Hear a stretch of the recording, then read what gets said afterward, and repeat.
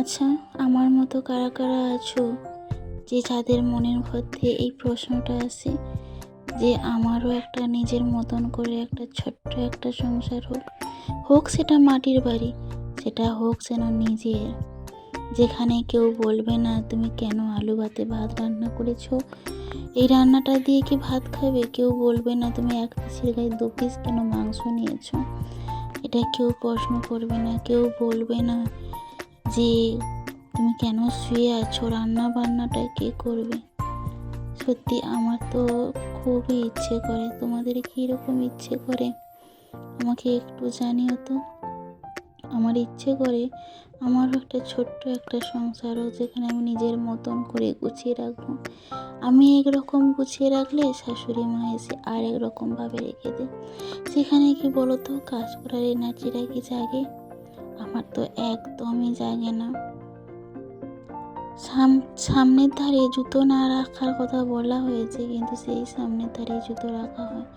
এইগুলো কি বলতে সবসময় ভালো লাগে? ভালো লাগে না। তখন মনে হয় যে আমার একটা নিজের মতন করে ঘর হোক। এটা যেহেতু তাদের বাড়ি, তাই তাদের হুকুমই চলবে, আমার হুকুম কোনো চলবেই না। কি ঠিক বললাম তো?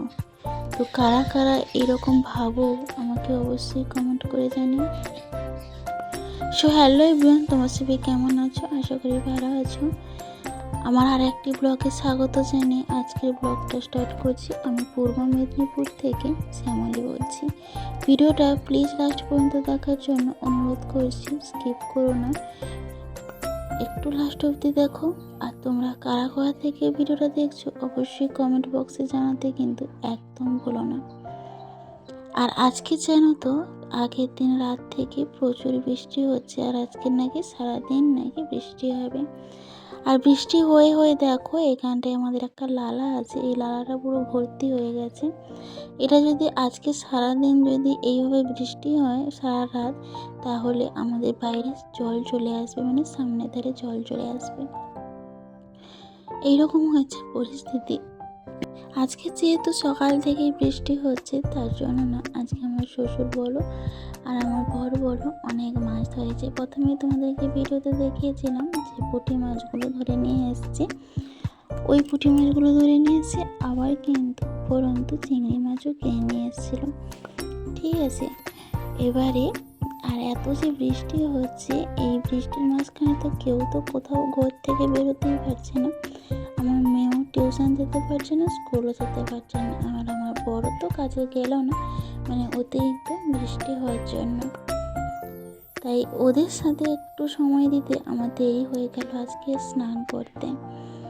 তাই আজকে আমি স্নান করেছি কটার সময় জানো? 11টার সময় স্নান করেছি। আর এদিকে একটা কি বিপদ হয়ে গেল, হাত থেকে সিঁদুর কৌটো পড়ে গেল।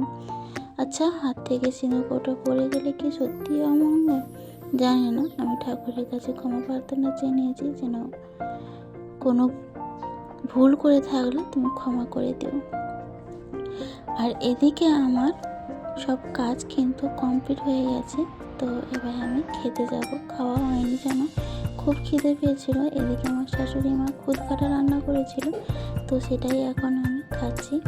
আর সাথে ছিল বেগুন মলা আর আলু মলা। বেগুন মলাটা আমার বর মরেছে, তাই প্রচণ্ড পরিমাণে ঝাল দিয়ে দিয়েছে জানো।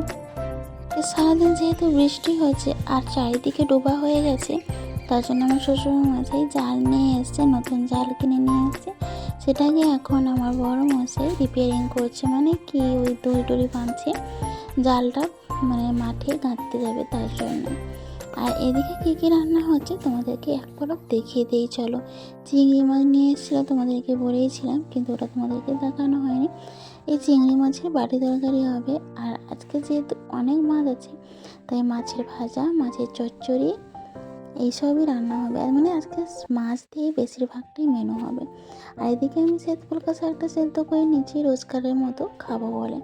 এদিকে আমি খেতেও বসে পড়েছি। চলো তোমাদেরকে আরেকবার মেনুটা দেখিয়ে দিই। মাছের ভাজা, ওল ভাজা, চুনা মাছের চচ্চড়ি, আর হয়েছে বাটি তরকারি, আর সঙ্গে ছিল ডাল। আমাদের বাড়িতে রোজ কিন্তু ডাল হয়, খুব এক আধ দিন বাদ দিয়ে, নাহলে বেশিরভাগ দিনটাই আমার বাড়িতে কিন্তু ডাল হয়। আর আমার সত্যি কথা বলতে ডালটা খেতে কিন্তু একদমই ভালো লাগে না। চিংড়ি মাছের বাটি তরকারিটা সত্যি অসাধারণ হয়েছিল। আর আমার এই তরকারিটা খেতে কিন্তু আমার বেশ ভালো লাগে। আরও যদি হয় আমার মায়ের হাতে বাটি তরকারি, সত্যি আমার মা যে কীভাবে রান্না করে আমি নিজেও জানি না, এত সুন্দর খেতে লাগে না, কি বলবো, সত্যিই অসাধারণ লাগে। আমার নিজের মা বলে বলছি না, এদিকে যেন ঘুম থেকে উঠে যখন দেখি না, এদিকে আমার বড় মশাই ওই যে জালটা পেতে দিয়ে এসেছিলো, ওই জালে এতগুলো মাছ পড়েছে, একটা রুই মাছ, দুটো কই মাছ, একটা জাপানি পুঁটি মাছ পড়েছে জানো। আর এদিকে মাঠগুলোতে পুরো ডোবা হয়ে গেছে, মানে ভর্তি হয়ে গেছে জল, আর ধান গাছগুলো পুরো ডুবে গেছে। আর এদিকে পাশের ঘরে কাকিমা চুনা মাছ দিয়ে গেছিলো। চুনা মাছ খেতে যেহেতু সবাই ভালোবাসে, তার জন্য ছোটো ছোটো মাছগুলো দিয়ে গেছে। আর বৃষ্টি হচ্ছিলো সারাদিন, কিছু খেতে ইচ্ছে করছিলো মুখরোচক।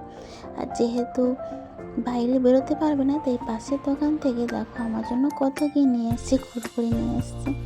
আর আমার পর রাত্রে কত বড় একটা মাছ ধরে নিয়ে এসছে দেখো। আচ্ছা, তোমরা এই মাছটিকে কী নামে চেনো অবশ্যই কিন্তু জানাবে। আমরা এখানে পাঙাশ মাছ বলেই চিনি কিন্তু।